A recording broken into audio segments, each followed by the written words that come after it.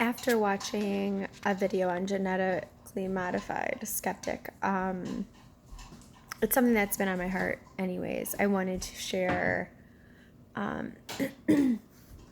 thoughts about music. And this particular video was about, I'll link in the description, is about how a church service is set up to create emotional vulnerability. Growing up in the church, I was taught that music was a tool of the enemy. And essentially the only way we could get away from Lucifer's, fall from heaven, him, being like the worship leader in church and all of that picture that was painted. Excuse me, I'm getting over being sick. Was to always make sure that music was about God. If it was worship to God, it was okay. If it wasn't worship to God, though, it was in danger of, being a tool of the devil to come into our lives, essentially giving him a doorway into our life. Music in and of itself was bad. And the only way we could sanctify it, I suppose, is if we used it to worship God. So, I couldn't write a song to my husband or my boyfriend or something because that wouldn't be about God. I remember trying to find ways to, change that. But God, my relationship glorifies you. So certainly you would be okay with me using a rhythmic tone and song to tell my partner I love them. Anyways, it was a mind fuck most of the time. One thing that the video points out is how music sets us up for emotional vulnerability. And I remember my therapist. I started seeing a therapist last June. So in June this year, it'll be a year that I've been seeing a therapist every week or so. It has really helped with a lot of the religious trauma and family things that have been so outside of my control. I can be a perfectionist and stuff, so it's helped me accept not being in control of things a lot better.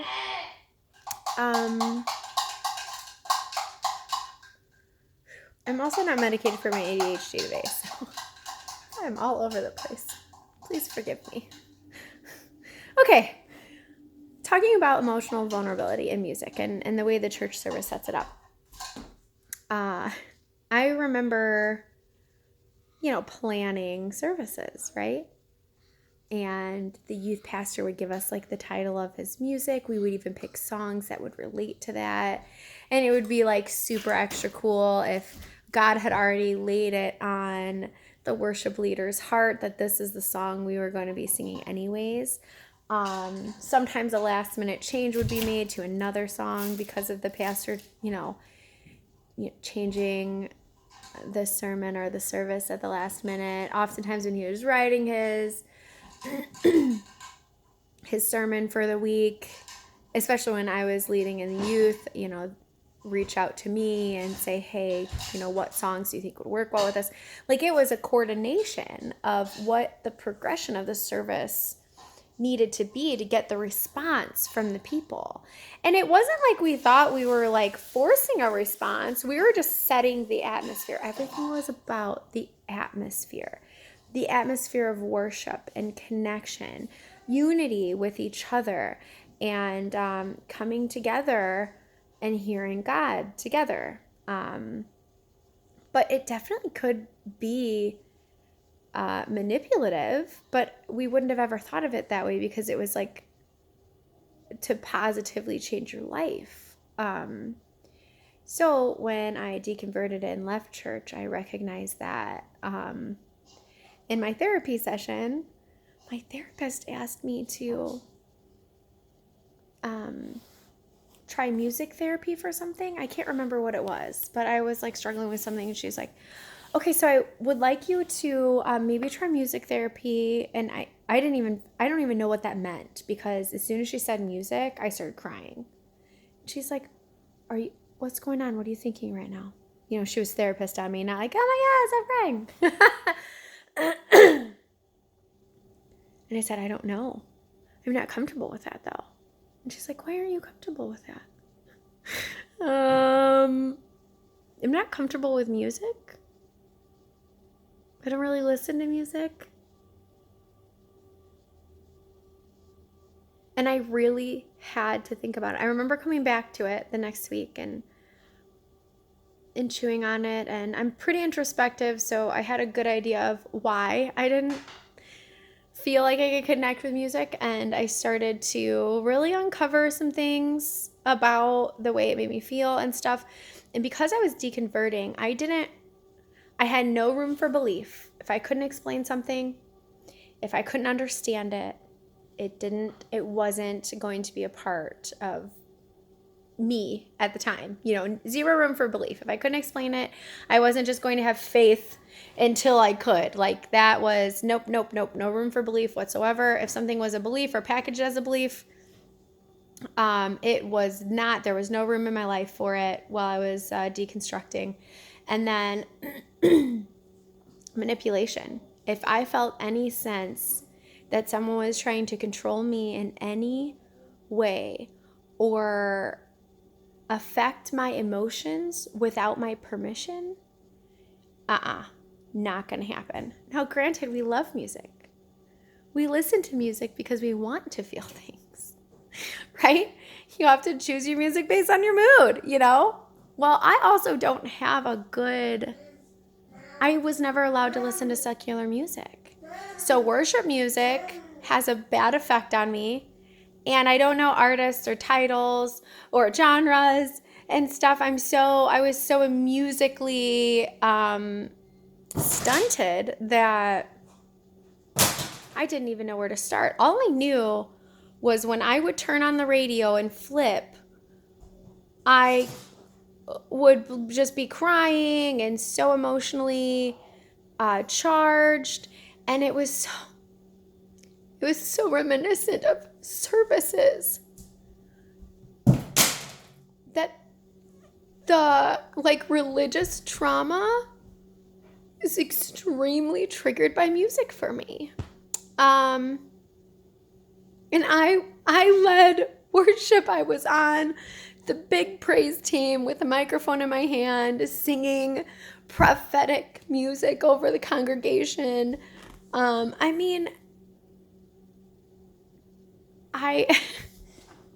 Music is powerful.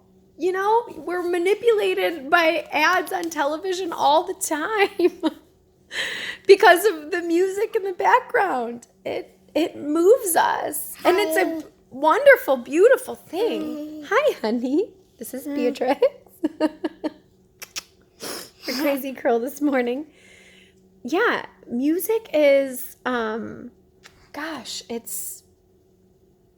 it gets me. And I still haven't really figured out how to enjoy music again. I'm working through it though because I miss singing. I miss singing a lot. I miss it so much. Okay, my daughter has taken over here. Excuse me, Bee. Excuse me. Can you step down there for a second? Hold on. I guess I'm just kind of curious about other people's thoughts and experiences with music. I do know that I'm a very sensitive person. So maybe even the effect on me might be a little bit just louder than necessary. Everything for me is louder than necessary. So if I'm glad that I was able to recognize this though, call it what it is, and process it, because now I can heal and enjoy music again eventually. So I love coffee house jams, just the acoustic guitar and a quirky indie vibe voice, a little bit of folk music. Kind of things that don't sound like worship music, but then I still miss the familiarity of worship music because it's what I grew up with and all that I knew. And I hate that, like, all that I knew that brought me comfort doesn't bring me comfort anymore. And I don't really have, like, a comfort zone space to, like, sink into anymore.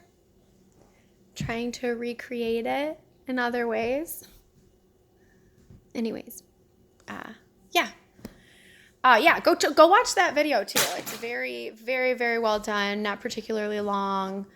Nice and to the point about the way services are set up in church. It's a good eye-opening video to watch.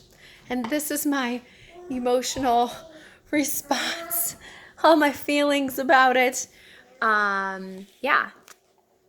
Music in the church, primed and ready for vulnerable experiences. Also I love vulnerability. I feel like it's such a powerful, intimate, like connecting thing. As a leader in church, I always was a vulnerable person. I loved Brené Brown. I don't know how you say her first name. Her books about vulnerability. I remember I was like preaching about vulnerability, like teaching it. And then I came across her books and I'm like, she's saying everything that I have felt in my heart about vulnerability. But when you're healing from trauma, vulnerability is like, I can't do this right now. Like there's so much. It's just like I'm protecting myself in so many ways.